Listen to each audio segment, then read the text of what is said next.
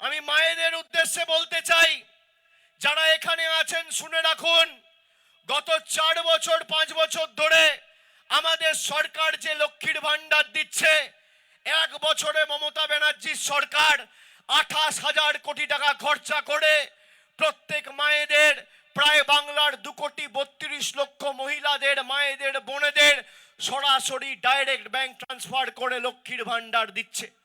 এই বিজেপি নেতারা 2024 2023-এর পঞ্চায়েত, আজ থেকে 2 দিন আগে বিজেপির একজন রাজ্য কমিটির নেতা, নাম তার কালীপদ সেনগুপ্ত, সে বক্তব্য রাখতে গিয়ে বলছে যে আমি স্বামীগুলোকে বলবো যাদের বউরা লক্ষ্মীর ভান্ডার পাচ্ছে তাদেরকে বাড়িতে বন্দি করে রাখো।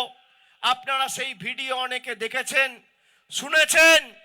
আমি আপনাদের বলি, যতদিন মমতা ব্যানার্জি আছে এরা আপনার লক্ষ্মীর ভান্ডারের দিকে চোখ তুলে দেখার বা আঙ্গুল তুলে কথা বলার ক্ষমতা পর্যন্ত রাখবে না। মমতা বন্দ্যোপাধ্যায়ের সরকার যতদিন থাকবে আপনি যেভাবে মাসের প্রথমে লক্ষ্মীর ভান্ডার পাচ্ছেন সারা জীবন পাবেন। বিজেপির যত বড় শক্তি, যত বড় নেতা চেষ্টা করুক আটকাবার, আটকাতে পারবে না।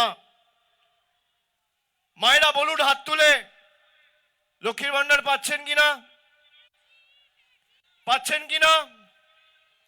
এই বিজেপি লক্ষ্মীর ভান্ডার আটকাতে চায়, এদেরকে যোগ্য জবাব দেবেন কিনা, উচিত শিক্ষা দেবেন কিনা?